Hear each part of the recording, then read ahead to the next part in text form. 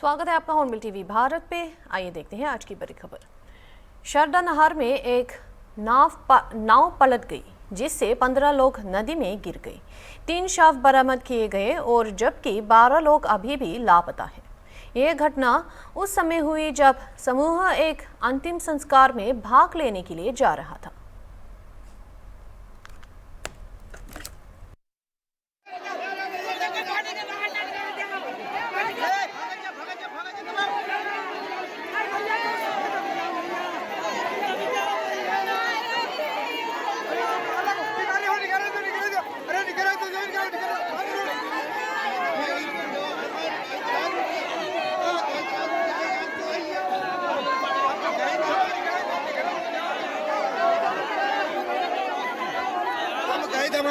क्या कहना चाहेंगे? ये थाना तंबोर के अंतर्गत शारदा नदी पर एक परिवार के लोग एक अंत्येष्टि संस्कार में जा रहे थे, जहां पर नाव बीच में पलट जाने के कारण उस नाव में सवार 16 लोग डूब रहे थे।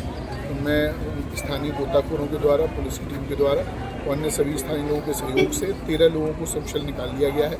उसमें कुछ लोग सामान्य उपचार के लिए भी अस्पताल में हैं, लेकिन इनमें से भी किसी की हालत गंभीर अभी नहीं बताई गई है डॉक्टर के द्वारा। 3 लोगों की इस घटना में दुखद मृत्यु हो गई है। उनकी बॉडीज़ को निकलवा लिया गया है और पीएम के लिए भेजा गया है। आवश्यक वैधानिक कार्रवाई इसमें की जाएगी। नाविकों के लिए क्या संदेश देना चाहेंगे जिस तरीके से सवारियां अधिक भर करके? देखिए, सभी लोग सुरक्षा जैकेट का प्रयोग करें, क्योंकि नदी के बीच में जल स्तर अनेकों बार अचानक से बढ़ जाता है। तो इसलिए सभी लोग उचित सुरक्षा कारणों से जो भी चीज़ें जरूरी हैं उनका प्रयोग अपने साथ। पूरा क्या मामला है, कैसे हादसा हुआ है, इसके बारे में थोड़ा हमारे दर्शकों को बताएं। क्रिमिनेशन के लिए लोग जो है कि नदी के उस पार जा रहे थे जी, और नदी में जो है कि नाव जो है बैठ गई। बैठने से लोग वहाँ डूब गए। उसमें से 12 लोगों को बचा लिया गया है और 3 लोग जो है मृतक हो गए हैं। जो 12 लोगों को बचाया गया है, इनका जो है ट्रीटमेंट चल रहा है। बताया जा रहा है नाव में काफ़ी लोग सवार थे, उसमें से कितने मिसिंग है, इसके बारे में कोई जानकारी है? मिसिंग कोई नहीं है। 15 लोग बताए जा रहे थे, जी। तो 12 हॉस्पिटल में और अच्छा, तो क्या अभी तक मिसिंग का संज्ञान नहीं आया। जी, इस तरीके से आज घटना घटी है, इसके बारे में पूछते क्या कहना चाहेंगे?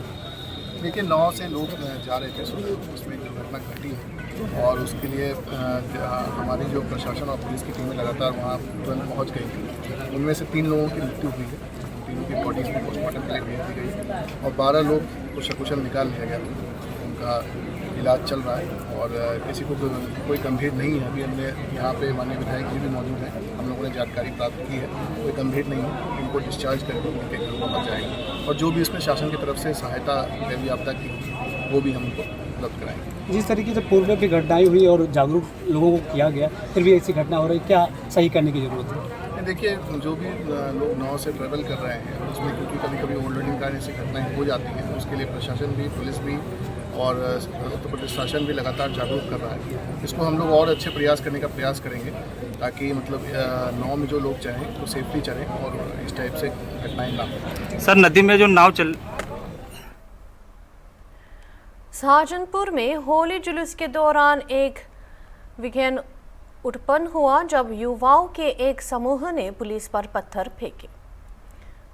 जो जुलूस का पीछा कर रही थी, पुलिस ने लाठीचार्ज किया और उपद्रवियों का पीछा किया। स्थिति 10 से 15 मिनट बाद शांत हो गई और अधिकारी घटना के लिए जिम्मेदार लोगों की पहचान कर रहे हैं। हालांकि होली जुलूस शांतिपूर्वक जा रही है।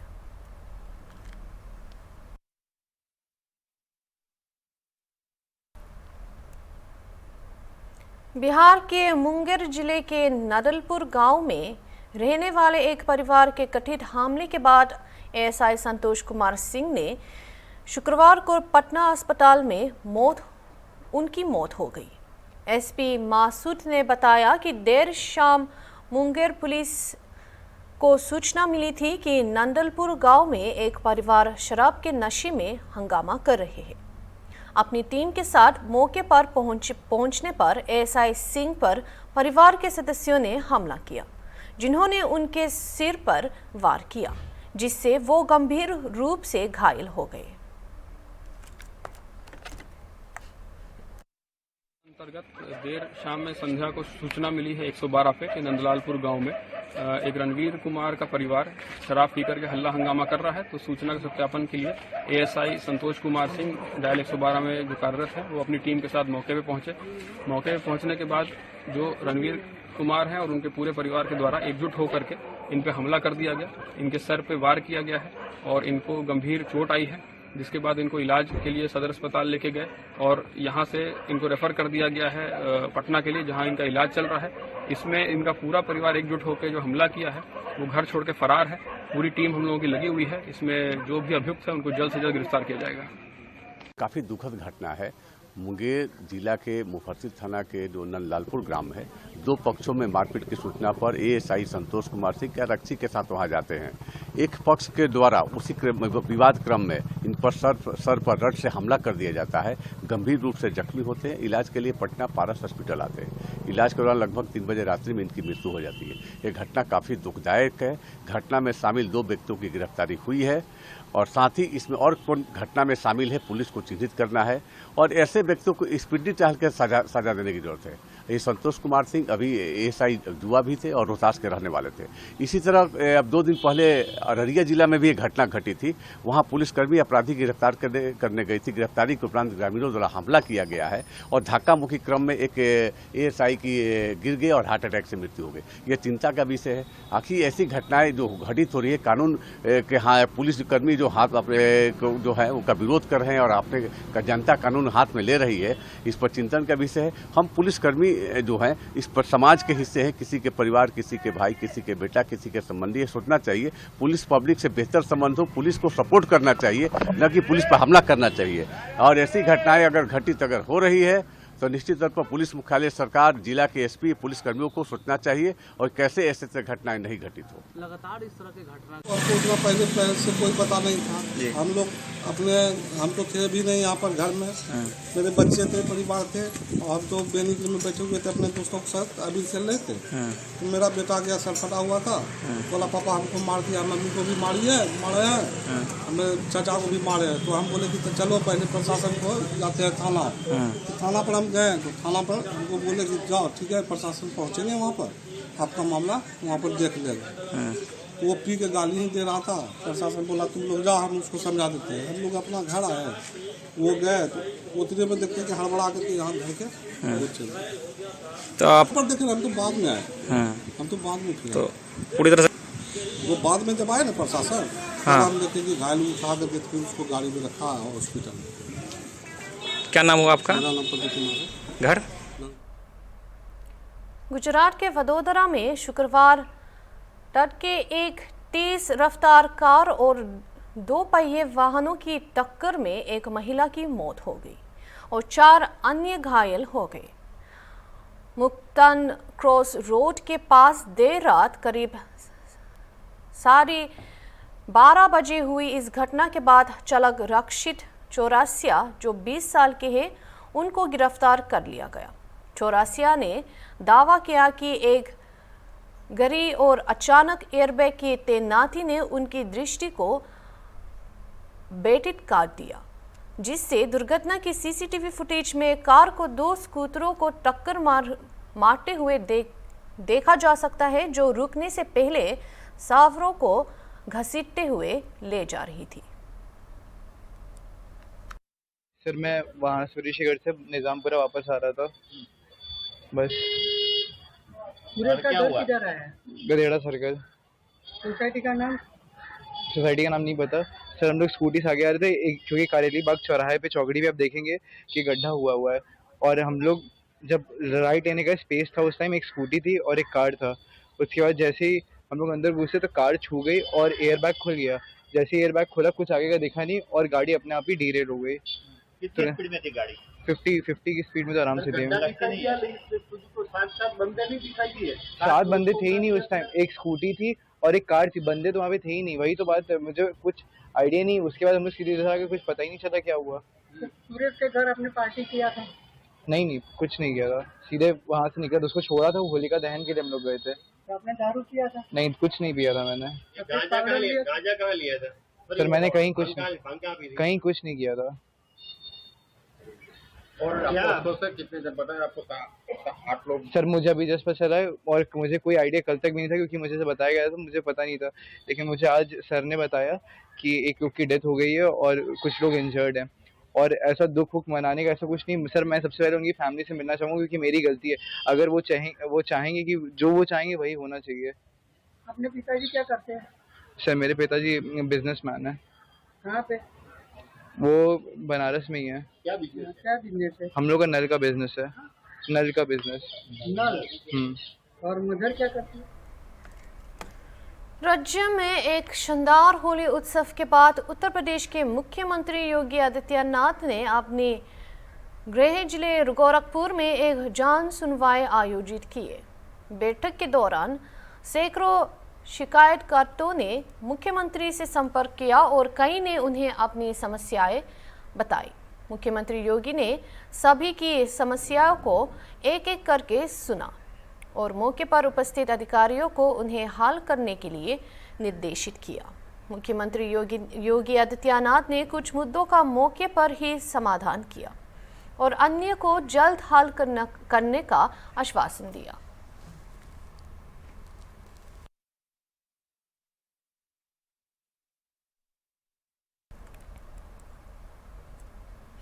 भारत ने पूर्वग्रह से लड़ने के लिए एक अधिक संवेशी दृष्टिकोण की मांग की है, जो सभी धर्मों को लक्षित करने वाले धार्मिक भाइयों को संबोधित करने पर केंद्रित है। इस्लामोफोबिया से लड़ने के अंतर्राष्ट्रीय दिवस पर महासभा ने बोलते हुए भारत के स्थायी प्रतिनिधि पी हरीश ने पूजा स्थलों और धर्मों के खिलाफ हिंसा को संबोधित करने की आवश्यकता पर जोर दिया।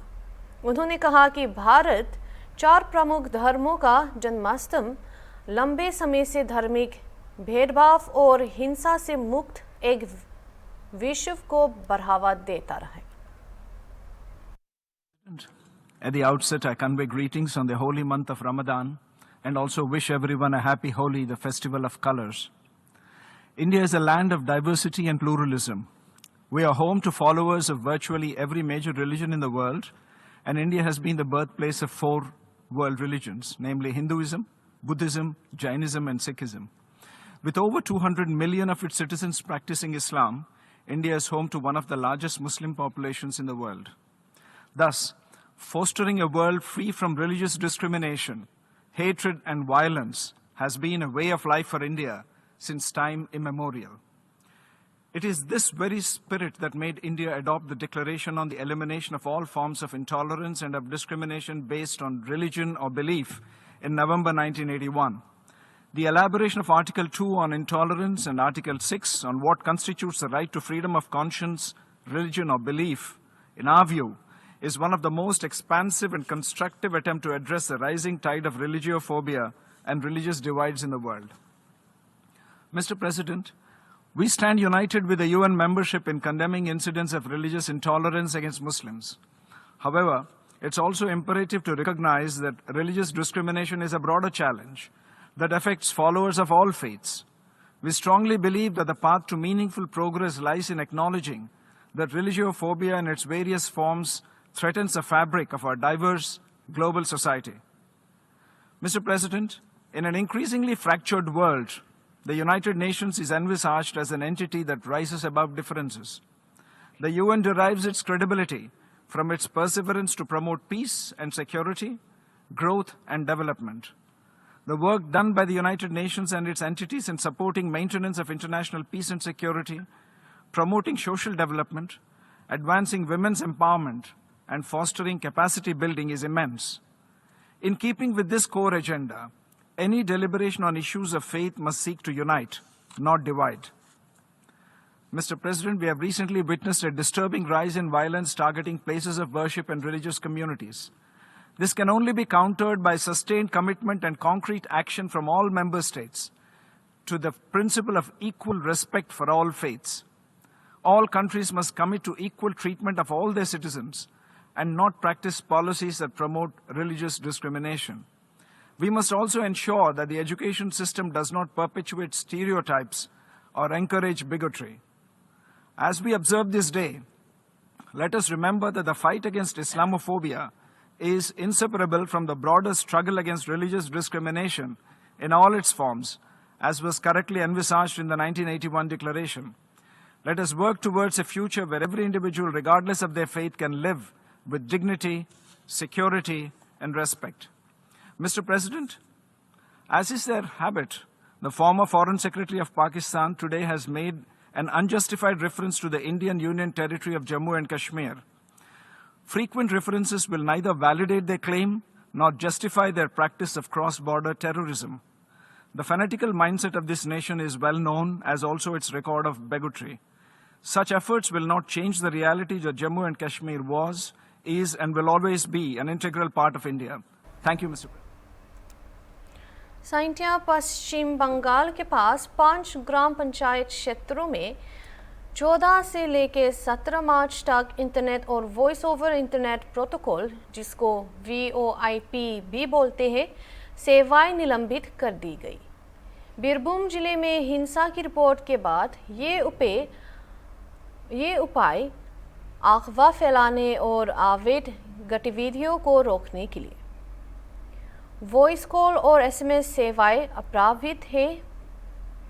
पत्थरबाजी की घटनाओं के कारण कानून प्रवर्तन को तैनात किया गया है। इससे पहले भी बार बार ऐसे घटनाओं में बीरभूम में घटना हमने देखा है। सिर्फ यही नहीं, बीरभूम में तृणमूल नेता जिलेटिन स्टिक के साथ और लाखों की संख्या में जिलेटिन स्टिकों के साथ इससे पहले भी पकड़ा गया है। एनआईए इंक्वायरी चल रही है। बीरभूम को ममता बनर्जी की सरकार ने पूरी तरीके से ब्लास्ट का फैक्ट्री बना दिया है। वहाँ पे इलीगल माइनिंग चलती है स्टोन की, और इसके कारण जिलेटिन स्टिक से लेकर सारी जो विस्फोटक एक के बाद एक वहाँ पे मिल रहा है। ऐसी घटनाएं घट रही है। और इससे पहले कलकत्ता जैसे शहर से 1000 किलो से भी ज्यादा एमोनियम नाइट्रेट मिलना, जो और वो भी बाहर से आके एजेंसियां पकड़ के ले जा रही है। कलकत्ता पुलिस को पता ही नहीं हुआ। ये दर्शाता है कि पश्चिम बंगाल की सरकार और उसकी पुलिस किस तरीके से नालायक पुलिस है और नालायक सरकार है। पश्चिम बंगाल की पुलिस बहुत वहाँ पे मौजूद थे, उसके बावजूद ये घटना घटी। ये पुलिस मौजूद है इसलिए घटेगा वहाँ पे। पश्चिम बंगाल की पुलिस को ममता बनर्जी ने पूरी तरीके से खत्म कर दिया। ये जो प्रोफेशनलिज्म होता है पुलिस का, इसका पूरा खत्म पुलिस मंत्री ने, पुलिस मिनिस्टर ने, होम मिनिस्टर ने कर दिया। क्योंकि पुलिस को जब आप पॉलिटिकल कामों में यूज करेंगे तो पुलिस अपना धार खोती है, अपना जो शार्पनेस है वो शार्पनेस खोती है। इसी के कारण पॉलिटिकल यूज होते होते पुलिस पूरी तरीके से पश्चिम बंगाल में उसकी प्रोफेशनलिज्म खो चुका है। अभी के लिए इतना ही। दूसरे खबरों के लिए देखते रहिए हॉर्नबिल टीवी।